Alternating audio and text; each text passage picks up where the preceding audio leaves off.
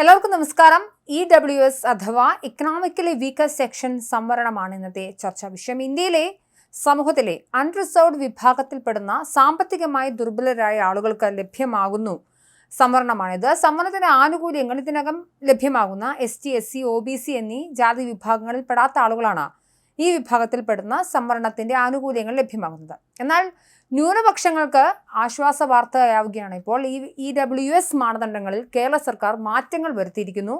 4 saint എന്ന മാനദണ്ഡമാണ് ഒഴിവാക്കിയിരിക്കുന്നത്.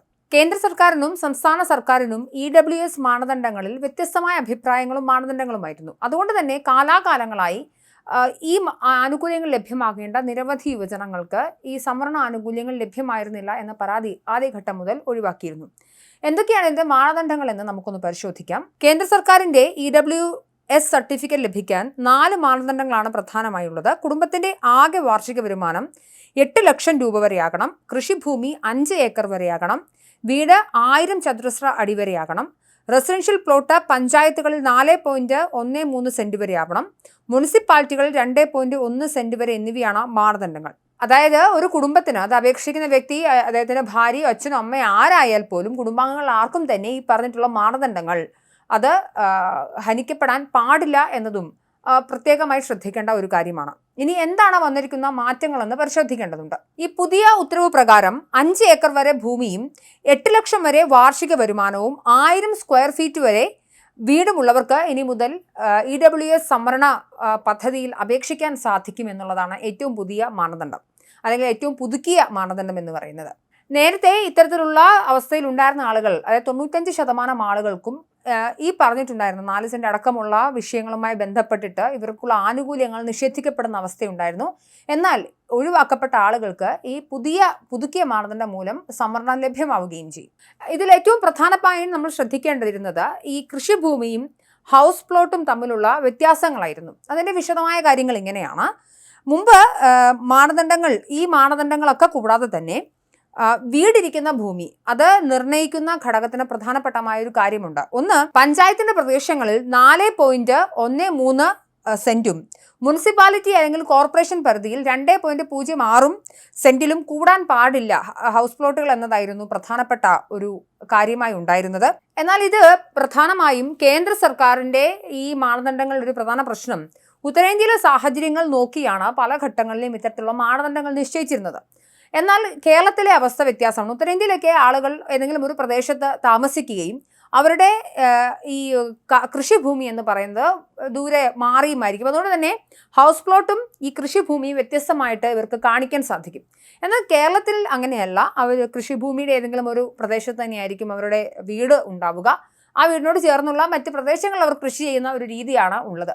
അടിസ്ഥാനപരമായി ഉത്തരേന്ത്യയും കേരളവും തമ്മിലുള്ള ഈ വ്യത്യാസമാണ് ഈ ലഭ്യമാകേണ്ട, അതായത് സംവരണം ലഭ്യമാകേണ്ടിയിരുന്ന ആളുകൾക്ക് കൂടി ഇത് ലഭ്യമാകാതിരുന്നതിന്റെ പ്രധാനപ്പെട്ട കാരണം ഈ കേന്ദ്ര മാനദണ്ഡത്തിലെ ഈ അപാകതകളൊക്കെ ചൂണ്ടിക്കാട്ടിക്കൊണ്ട് കേരള സർക്കാരിന്റെ ദുർവ്യാഖ്യാനവും ഒക്കെ പ്രതിപാദിച്ചുകൊണ്ട് സീറോ മലബാർ പബ്ലിക് അഫയേഴ്സ് കമ്മീഷനും ചങ്ങനാശ്ശേരി അതിരൂപതയിലെ കാർഡ് ഡിപ്പാർട്ട്മെന്റും മറ്റു പല സംഘടനകളും ഈ കേന്ദ്ര സർക്കാരിനും മറ്റു പല സംഘടനകൾക്കും നോട്ടീസുകൾ അയക്കുകയും ഇതിന് നിയമപരമായ പോരാട്ടങ്ങളിലേക്ക് കടക്കുകയും ചെയ്തു. ഈ കേന്ദ്ര മാനദണ്ഡങ്ങളിലെ ഈ മുതലെടുപ്പുകൾ അല്ലെങ്കിൽ ഈ അശാസ്ത്രീയതയെ മുതലെടുത്തത് ഈ EWS സംവരണ വിരുദ്ധ ലോബിയാണെന്നാണ് പ്രധാനമായും ഇവർ ആരോപിക്കുന്നത്. അതായത് തഹസിൽദാർമാരാണ് ഈ പ്ലോട്ടുകളുടെ നിർണയം, അത് സംവരണം ലഭിക്കാൻ യോഗ്യമാണോ അല്ലയോ എന്ന കാര്യത്തിൽ തീരുമാനമെടുക്കുന്നത്. എന്നാൽ ഈ ഘട്ടത്തിൽ വന്ന സമയത്ത് ഈ സംവരണ വിരുദ്ധ ലോബിയും സർക്കാരും കൂടെ സംയുക്തമായി ശ്രമിക്കുകയും ഈ ആളുകൾക്ക്, അർഹരായ ആളുകൾക്ക് EWS സേവനം ലഭ്യമാകരുത് എന്ന് വിചാരിച്ചുകൊണ്ടുള്ള ചില വാക്കുകളിലെ തന്നെ ക്രമക്കേടുകൾ വരുത്തിയെന്നുള്ളതാണ് EWS അംഗീകരിക്കുന്ന അല്ലെങ്കിൽ അത് ലഭ്യമാകണമെന്ന് അവകാശപ്പെടുന്ന ആളുകളുടെ വാദം. അതിങ്ങനെയാണ്: തന്ത്രപൂർവ്വം കേന്ദ്ര ഉത്തരവുകളിലെ റെസിഡൻഷ്യൽ പ്ലോട്ട് എന്നത് സംസ്ഥാന സർക്കാർ ഉത്തരവുകളിൽ ഹൗസ് പ്ലോട്ട് ആക്കി എന്ന് മാറ്റി റെസിഡൻഷ്യൽ പ്ലോട്ട് എന്നാൽ നിലവിൽ താമസിക്കുന്ന സ്ഥലം എന്നാണ് അർത്ഥം. അതുകൊണ്ട് തന്നെ ഹൗസ് പ്ലോട്ട് എന്നതിന് സംസ്ഥാനം കൊടുത്ത വ്യാഖ്യാനം എന്ന് പറയുന്നത് വീട് പണിയാൻ യോഗ്യമായ പ്രദേശം എന്നാണ്. അതായത് ആധാരത്തിൽ പുരയിടം എന്ന് രേഖപ്പെടുത്തിയിരിക്കുന്ന ഏത് സ്ഥലവും ഹൗസ് പ്ലോട്ടുകളാക്കി കണക്കാക്കാനായിട്ട് സാധിക്കും. ഈ ഹൗസ് പ്ലോട്ട് എന്നതിൻ്റെ മലയാളമാണ് ഈ പുരയിടം എന്ന തരത്തിൽ ഈ ചെറിയ വാക്കുകൾ, അതായത് നമ്മൾ നേരത്തെ പറഞ്ഞതുപോലെ തന്നെ ഉത്തരേന്ത്യയിലെ വ്യത്യാസങ്ങൾ കേരളത്തിലേക്ക് വരുന്ന സമയത്ത് അതായത് എതിർദിശയിലുള്ളതുപോലെയാകും. അപ്പം ഈ ചെറിയ വില വ്യത്യാസങ്ങൾ കാരണം തന്നെ ധാരാളം ആളുകൾക്ക് അവരുടെ അവസരങ്ങൾ നഷ്ടമായിട്ടുണ്ടായിരുന്നു. ഈ ഒരു കാര്യമാണ് ഇപ്പോൾ അതിൻ്റെ പരിധി മാറ്റിയിരിക്കുന്നത്. ഇതിൽ ഏറ്റവും പ്രധാനമായി നമ്മൾ ശ്രദ്ധിക്കേണ്ട ഒരു കാര്യം, ഈ റെസിഡൻഷ്യൽ കെട്ടിടം സ്ഥിതി ചെയ്യുന്ന സ്ഥലം, അതായത് ഈ ബിൽഡപ്പിനുള്ള അതായത് കെട്ടിടം നിർമ്മിക്കാൻ ഉതകുന്ന സ്ഥലവും ഈ തദ്ദേശ സ്വയംഭരണ സ്ഥാപനത്തിൻ്റെ കെട്ടിട നിർമ്മാണ ചട്ടം അനുസരിച്ച് കവേർഡ് അൺകവേർഡ് ഏരിയകൾ അതുമാത്രമാണ് റെസിഡൻഷ്യൽ പ്ലോട്ടുകളായി പരിഗണിക്കാറുള്ളൂ. ഇത്തരത്തിലുള്ള റെസിഡൻഷ്യൽ പ്ലോട്ടുകൾക്ക് പുറമെയുള്ള ഭൂമിയെ കൃഷിഭൂമിയായിട്ടാണ് ഇവിടെയുള്ള ആളുകൾ കണക്കാക്കുന്നത്.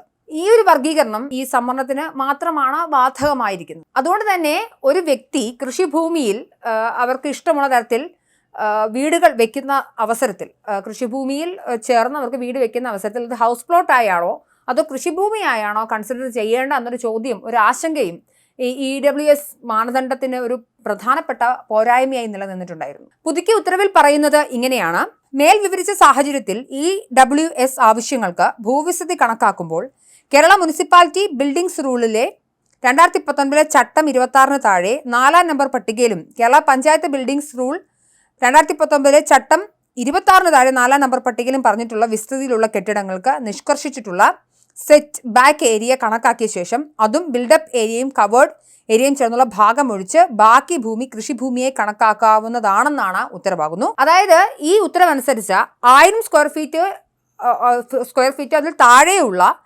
വീടിന് വിസ്തീർണമുള്ള ആളുകൾക്കും 5 ഏക്കർ വരെ കൃഷിഭൂമി വിസ്തീർണമുള്ള ആളുകൾക്കും 8 ലക്ഷം രൂപ വരെ അതിന് 8 ലക്ഷം രൂപയും അതിന് താഴെയുമുള്ള വരുമാനമുള്ള ആളുകൾക്കും ഇനി EWSന്റെ സംവരണ ആനുകൂല്യങ്ങൾ ലഭ്യമാകുമെന്നതാണ്.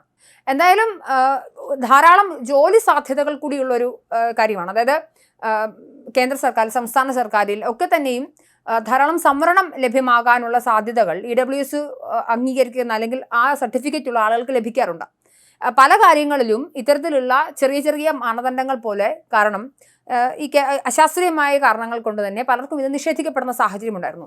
ഇതുകൊണ്ട് തന്നെയാണ് ഇത്രയും ധാരാളം ചെറുപ്പക്കാർക്ക് അവസരങ്ങൾ നഷ്ടപ്പെട്ടിരുന്നത്. എന്തായാലും പുതിയ അമെൻമെൻറ്റിലൂടെ എന്തായാലും ഇത് മാറിയിരിക്കുകയാണ്. ധാരാളം ആളുകൾക്ക് 10% സംവരണം എന്നാണ് മനസ്സിലാവുന്നത്. ധാരാളം ആളുകൾക്ക് ഇതിലൂടെ ജോലി സാധ്യതകൾ ലഭിക്കുകയും ചെയ്യും. കേന്ദ്ര യൂണിവേഴ്സിറ്റികൾ, കേന്ദ്ര സർക്കാരിൻ്റെ ഉന്നത വിദ്യാഭ്യാസ സ്ഥാപനങ്ങൾ തുടങ്ങി ധാരാളം സ്ഥാപനങ്ങളിലും അതുപോലെ തന്നെ IIT, IIM ഉൾപ്പെടെയുള്ള കേന്ദ്ര സർക്കാർ സ്ഥാപനങ്ങളിലും അഡ്മിഷന് 10% വരെ സംവരണം ലഭ്യമാകുന്നുണ്ട്. അതുപോലെ MBBS, നഴ്സിംഗ് മേഖലകളിൽ കേന്ദ്ര സർക്കാർ സീറ്റുകളിൽ UGC നെറ്റ് പോലെയുള്ള പ്രധാനപ്പെട്ട മത്സര പരീക്ഷകൾക്ക് മാർക്ക് ഇളവ് ലഭിക്കാനുമൊക്കെ ഈ EWS സംവരണം കൊണ്ട് സാധ്യമാകുന്നുണ്ട്. എന്തായാലും 4 സെന്റിന്റെ കുരുക്ക് ഇവിടെ അഴിഞ്ഞിരിക്കുകയാണ്. ഇതുകൊണ്ട് ധാരാളം ചെറുപ്പക്കാർക്ക് പ്രയോജനപ്പെടും എന്നാണ് ഇതിനുവേണ്ടി വാദിക്കുന്നവർ പറയുന്നത്. എന്തായാലും ഈ അശാസ്ത്രീയമായിട്ടുള്ള ഇത്തരത്തിലുള്ള കാര്യങ്ങൾ മാറിയിരിക്കുന്നു എന്നത് ചെറുപ്പക്കാർക്കെങ്കിലും ആശ്വാസമുള്ള കാര്യമാണ്.